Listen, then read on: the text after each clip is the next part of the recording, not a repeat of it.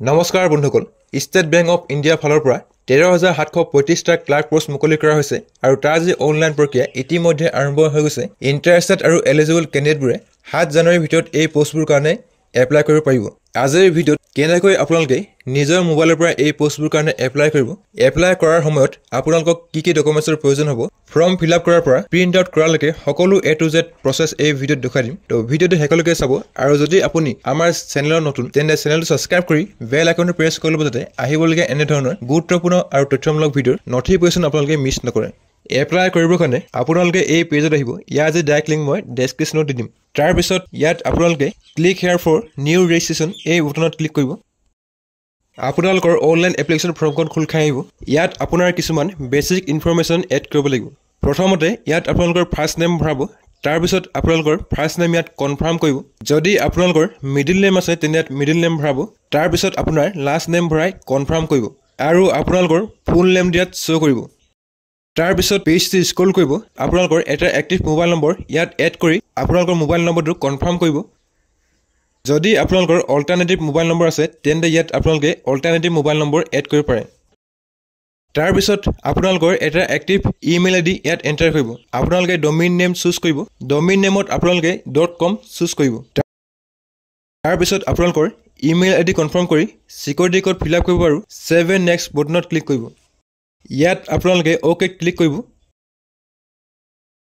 আপোনাৰ basic information successfully add হৈ যাব তাৰ পিছত আপোনালোকৰ ফটো এণ্ড সিগনেচাৰ পেজটো খোল খাই আহিব ইয়াত আপোনালোকৰ পাসপোৰ্ট সাইজ ফটো আৰু সিগনেচাৰ আপলোড কৰিব লাগিব পাসপোৰ্ট সাইজ ফটোৰ সিগনেচাৰ 4.5 * 3.5 সেন্টিমিটাৰ হ'ব লাগিব সিগনেচাৰ যি ডাইমেনশন 140 পিক্সেলছ বাই 60 পিক্সেলছ হ'ব লাগিব ইয়াত আপোনালোকৰ ফটো আৰু সিগনেচাৰ আপলোড কৰি কনফাৰ্ম বক্সত ক্লিক কৰিব আৰু নেক্সট কৰিব ফটো আৰু সিগনেচাৰ সাকসেসফুলি আপলোড হৈ যাব তাৰ পিছত আপোনালোকৰ কোৱালিফিকেশন এক্সপেৰিয়েন্স পেজটো খোল খাই আহিব বেসিক ডিটেইলছত আপোনালোকে সাৰ্কেল সিলেক্ট কৰিব লাগিব ইয়াত আপোনালোকে নৰ্থ ইষ্টাৰ্ণ সিলেক্ট কৰি ল'ব state you want to apply ফৰত আপোনালোকে আসাম সিলেক্ট কৰিব লোকেল ল্যাঙ্গুৱেজ প্ৰভিন্সিত আপোনালোকে আসামিজ বেঙ্গালী বড়ো তিনিটা ল্যাঙ্গুৱেজ পাই যাব তো ইয়াৰ পৰা আপোনালোকে যিকোনো এটা সিলেক্ট কৰি ল'ব তো ইয়াত আপোনালোকে আসামিজ সিলেক্ট কৰিব পাৰে do you have 10th or 12th standard marksheet certificate evidencing having studied specified optional local language ইয়াত আপোনালোকে yes সিলেক্ট কৰিব তাৰ পিছত আপোনালোকৰ যিটো ক্যাটাগৰী বা কাষ্ট ইয়াত আপোনালোকে সিলেক্ট কৰিব লাগিব যদি আপোনালোকে ST হয় তেন্তে ST সিলেক্ট কৰি ল'ব তাৰ পিছত ইয়াত আপোনালোকে ওকে ক্লিক কৰিব তাৰ পিছত আপোনালোকৰ যিটো সাবকাষ্ট ইয়াত আপোনালোকে এন্টাৰ কৰিব যদি আপোনালোকে SBI 10 এপেন্ডিচিপ ষ্টুডেন্ট হয় তেন্তে ইয়াত আপোনালোকে yes সিলেক্ট কৰিব যদি আপোনালোকে এপেন্ডিচিপ কৰা নাই তেন্তে no সিলেক্ট কৰিব Are you a person with benchmark disability of 40% and above ইয়াত আপোনালোকে no সিলেক্ট কৰিব বা যদি আপোনালোকে বিশেষভাৱে সক্ষম হয় তেন্তে ইয়াত yes সিলেক্ট কৰি আপোনাৰ যে ডিসেবিলিটি লিষ্টৰ পৰা আপোনালোকে সিলেক্ট কৰিব লাগিব তাৰ পিছত পেজটো স্ক্ৰল কৰিব Are you a person with a specified disability ইয়াত আপোনালোকে no সিলেক্ট কৰিব তাৰ পিছত পেজটো স্ক্ৰল কৰিব আপোনাৰ যেটো ৰিলিজন বা ধৰ্ম ইয়াত আপোনালোকে সিলেক্ট কৰিব লাগিব যদি আপোনালোকে হিন্দু হয় তেন্তে হিন্দু সিলেক্ট কৰিব বা যদি আপোনালোকে আন ধৰ্ম হয় তেন্তে আপোনালোকৰ নিজা ধৰ্ম ইয়াত সিলেক্ট কৰি ল'ব do you belong to religious minority community ইয়াত আপোনালোকে নো সিলেক্ট কৰিব বা যদি আপোনালোকে মাইনৰিটি কমিউনিটিৰ পৰা বিলং কৰে তেন্তে ইয়াত yes সিলেক্ট কৰিব পাৰে যদি আপোনালোকে ৰিলেক্সেশ্যন বিচাৰে তেন্তে ইয়াত yes সিলেক্ট কৰিব বা যদি আপোনালোকে ৰিলেক্সেশ্যন নিবিচাৰে তেন্তে নো সিলেক্ট কৰিব Are you an ex-serviceman ইয়াত আপোনালোকে নো সিলেক্ট কৰিব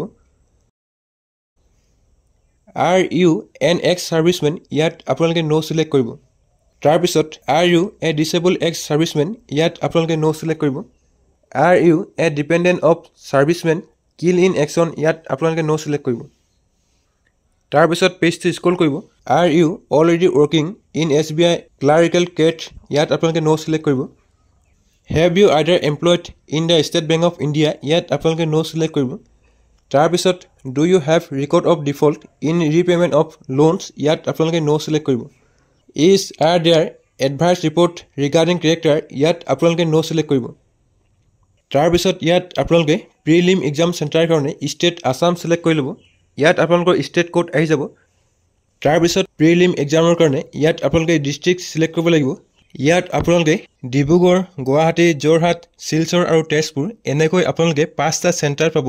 ইয়াত আপোনালোকে যিকোনো এটা নিয়েৰেষ্ট চেণ্টাৰ চিলেক্ট কৰি ল'ব। তাৰপিছত আপোনালোকৰ মেইন এক্সামৰ কাৰণে ষ্টেট আছাম চিলেক্ট কৰি ল'ব। আপোনালোকৰ যিটো মেইন এক্সাম তাৰ কাৰণে আপোনালোকে ইয়াত চেণ্টাৰ চিলেক্ট কৰিব লাগিব। ডিব্ৰুগড়, গুৱাহাটী, যোৰহাট, শিলচৰ আৰু তেজপুৰ যিকোনো ইয়াত চেণ্টাৰ চিলেক্ট কৰিব লাগিব। যদি আপোনালোকে মেইনছ এক্সামৰ কাৰণে বেলেগ চেণ্টাৰ চিলেক্ট কৰিব বিচাৰে, গুৱাহাটী বা শিলচৰ চিলেক্ট কৰিব বিচাৰে, তেন্তে আপোনালোকে গুৱাহাটী বা শিলচৰ চিলেক্ট কৰিব পাৰে। তাৰপিছত ইয়াত আপোনালোকে এটা ID প্ৰুফ চিলেক্ট কৰিব লাগিব। চ' ইয়াত আপোনালোকে কনফাৰ্ম বক্সত ক্লিক কৰিব। ID প্ৰুফত আপোনালোকে passport, Aadhaar card, PAN card, driving licence, voter card, bank passbook, identity card এনেকৈ আপোনালোকে ভালেকেইটা অপশ্যন পাই যাব। চ' ইয়াত আপোনালোকে আধাৰ কাৰ্ড, পেন কাৰ্ড বা ভোটাৰ কাৰ্ড যিকোনো এটা চিলেক্ট কৰি ল'ব। ID প্ৰুফ নম্বৰত যদি আপোনালোকে আধাৰ কাৰ্ড চিলেক্ট কৰে, তেন্তে ইয়াত আপোনালোকৰ আধাৰ কাৰ্ড নম্বৰটো এণ্টাৰ কৰিব। তাৰপিছত ইয়াত আপোনালোকে প্ৰিলিমছ আৰু মেইনছৰ কাৰণে পেপাৰ চিলেক্ট কৰিব লাগিব। ইয়াত আপোনালোকে English and Hindi, English and Assamese, English and Bengali এনেকৈ কম্বিনেশ্যন পাই যাব। ইয়াত আপোনালোকে নিজৰ সুবিধা অনুসৰি আপোনালোকৰ লেংগুৱেজ চিলেক্ট কৰিব পাৰে। তাৰপিছত আপোনালোকে পেজটো স্ক্ৰল কৰিব। ইয়াত আপোনালোকৰ পাৰ্চনেল ডিটেইলছ এড কৰিব লাগিব। ডেট অফ বাৰ্থত আপোনালোকৰ এডমিট কাৰ্ডত যেনেকৈ ডেট অফ বাৰ্থ আছে, ইয়াত আপোনালোকে ডে, মন্থ আৰু ইয়াৰটো কেলেণ্ডাৰৰ পৰা চুজ কৰি ল'ব। আপোনালোকৰ যিমান এজ হৈছে ইয়াত শ্ব' কৰিব। তাৰপিছত আপোনালোকৰ জেণ্ডাৰ ইয়াত চিলেক্ট কৰি ল'ব। Do you have twin brother and sister ইয়াত আপোনালোকে ন' চিলেক্ট কৰিব। বা যদি আপোনালোকৰ টুইন ব্ৰাদাৰ এণ্ড ছিষ্টাৰ আছে, তেন্তে ইয়াত ইয়েছ চিলেক্ট কৰি তেওঁলোকৰ ডিটেইলছ ইয়াত এড কৰিব লাগিব। তাৰপিছত আপোনাৰ মেৰিটেল ষ্টেটাছ ইয়াত চুজ কৰিব লাগিব। যদি আপোনালোকে মেৰিড হয়, মেৰিড চুজ কৰিব, বা যদি আপোনালোকে আনমেৰিড হয়, তেন্তে আনমেৰিড চিলেক্ট কৰি ল'ব। তাৰপিছত ইয়াত আপোনালোকৰ পেৰেণ্টছৰ ফাৰ্ষ্ট নেম আৰু লাষ্ট নেম এণ্টাৰ কৰিব। যদি মিডিল নেম আছে, তেন্তে মিডিল নেম ভৰাই দিব পাৰে। তাৰপিছত ইয়াত আপোনাৰ এড্ৰেছ ফিল আপ কৰিব লাগিব। আপোনাৰ আধাৰ কাৰ্ডত যিটো এড্ৰেছ আছে, ইয়াত আপোনালোকে এড্ৰেছ লাইন 1, লাইন 2 আৰু লাইন 3 এড কৰিব। লগতে আপোনালোকৰ যিখন হোম ডিষ্ট্ৰিক্ট ইয়াত আপোনালোকে ভৰাই দিব। তাৰপিছত ষ্টেট আছাম চিলেক্ট কৰি আপোনালোকৰ যিটো এৰিয়াৰ পিনক'ড ইয়াত এণ্টাৰ কৰিব। যদি আপোনাৰ কাৰেণ্ট এড্ৰেছ আৰু প্ৰেজেণ্ট এড্ৰেছ ছেম হয়, তেন্তে চেক বক্সত ক্লিক কৰিব আৰু আপোনাৰ যি কাৰেণ্ট এড্ৰেছ পাৰ্মানেণ্ট এড্ৰেছত অট'মেটিকলি ফেচ হৈ আহিব। তাৰপিছত ইয়াত আপোনালোকে ভেলিডেট ইয়ৰ ডিটেইলছত ক্লিক কৰিব। আপোনালোকৰ ডিটেইলছ ছাকচেছফুলি ভেৰিফাই হৈ যাব। ইয়াত অ'কে ক্লিক কৰিব। ইয়াত অ'কেত ক্লিক কৰি ছেভ এণ্ড নেক্সট ক্লিক কৰিব। তাৰপিছত আপোনালোকৰ কোৱালিফিকেশ্যনৰ পেজটো এনেকৈ খোল খাই আহিব। ইয়াত আপোনাৰ গ্ৰেজুৱেশ্যনৰ ডিটেইলছ এড কৰিব লাগিব। আপোনালোকে যিকোনো ষ্ট্ৰীমৰ হ'লেও এই পষ্টবোৰৰ কাৰণে এপ্লাই কৰিব পাৰিব। চ' ইয়াত আপোনালোকে এপিয়াৰিঙত পাছ চিলেক্ট কৰিব। ডিগ্ৰী ছাবজেক্ট ষ্ট্ৰীমত আপোনালোকে যদি আৰ্টছ হয়, আৰ্টছ চিলেক্ট কৰিব। যদি আপোনালোকে কমাৰ্চৰ আছিলে, কমাৰ্চৰ, বা যদি আপোনালোকে ছায়েন্সৰ হয়, তেন্তে ছায়েন্স চিলেক্ট কৰি ল'ব। নেম অফ কলেজ, ইউনিভাৰ্চিটিত আপোনালোকৰ কলেজ নেম বা ইউনিভাৰ্চিটি নেম ইয়াত চিলেক্ট কৰি ল'ব। ডেট অফ পাছিঙত আপোনালোকে যিটো তাৰিখত গ্ৰেজুৱেশ্যন পাছ কৰিছে, ইয়াত ডে, মন্থ আৰু ইয়াৰ কেলেণ্ডাৰৰ পৰা চুজ কৰি ল'ব। তাৰপিছত ইয়াত আপোনালোকৰ পাৰ্চেণ্টেজ এড কৰি আপোনালোকৰ যিটো ক্লাছ বা গ্ৰেড আপোনালোকে লিষ্টৰ পৰা চিলেক্ট কৰি ল'ব। যদি আপোনাৰ আদাৰ্ছ কোৱালিফিকেশ্যন আছে, পষ্ট গ্ৰেজুৱেশ্যন, প্ৰফেচনেল কোৱালিফিকেশ্যন, তেন্তে ইয়াত আপোনালোকে এড কৰিব পাৰে। ইয়াত আপোনাৰ কোৱালিফিকেশ্যনৰ ডিটেইলছ প্ৰপাৰলি এড কৰি পেজটো স্ক্ৰল কৰিব। আদাৰ ডিটেইলছত যদি আপোনালোকে প্ৰি এক্সামৰ ট্ৰেইনিং ল'ব বিচাৰে, তেন্তে ইয়াত য়েছ কৰিব, বা যদি আপোনালোকে ট্ৰেইনিং ল'ব নিবিচাৰে, তেন্তে ন' চিলেক্ট কৰিব। লোকেল লেংগুৱেজ অফ দ্য ষ্টেটত আপোনালোকৰ আছামিজ অট'মেটিকলি ফেচ হৈ আহিব।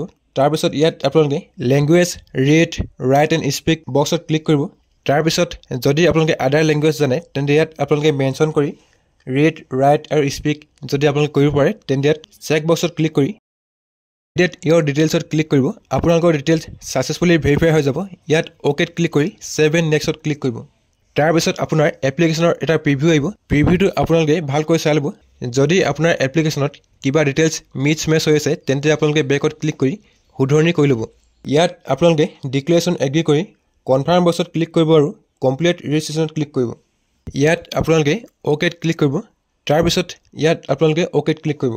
তাৰপিছত আপোনালোকৰ ডকুমেণ্ট আপলোডৰ পেজটো খোল খাই আহিব। ইয়াত আপোনাৰ লেফ্ট থাম্ব ইম্প্ৰেশ্যন আৰু হেণ্ড ৰাইটিং ডিক্লেৰেশ্যন আপলোড কৰিব লাগিব। আপোনালোকে গাইডলাইনছ ফৰ ডকুমেণ্ট আপলোডত ক্লিক কৰি আপোনাৰ যি গাইডলাইন চাই ল'ব পাৰে। ইয়াত আপোনাৰ লেফ্ট থাম্ব ইম্প্ৰেশ্যন আৰু হেণ্ড ৰাইটিং ডিক্লেৰেশ্যন আপলোড কৰি চিকিউৰিটি কোড ফিল আপ কৰিব আৰু ছেভ এণ্ড নেক্সট ক্লিক কৰিব। তাৰপিছত আপোনালোকৰ ৰেজিষ্ট্ৰেশ্যন ছাকচেছফুলি কমপ্লিট হৈ যাব আৰু ইয়াত আপোনালোকৰ এপ্লিকেশ্যন জেনেৰেট হৈ আহিব। যদি আপোনালোকে এপ্লিকেশ্যন ফিজ পে'মেণ্ট কৰিবলগীয়া হয়, তেন্তে ইয়াত আপোনালোকৰ এপ্লিকেশ্যন ফিজৰ পেজটো খোল খাই আহিব।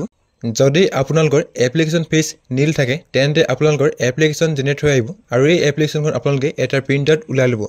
এনেকৈ আপোনালোকে ষ্টেট বেংক অফ ইণ্ডিয়া ফালৰ পৰা মুকলি কৰা 13,735টা SBI ক্লাৰ্ক পোষ্টৰ কাৰণে নিজৰ মোবাইলৰ পৰা অনলাইন এপ্লাই কৰিব পাৰিব। আজিৰ ভিডিঅ'ত ইমানেই আছিল।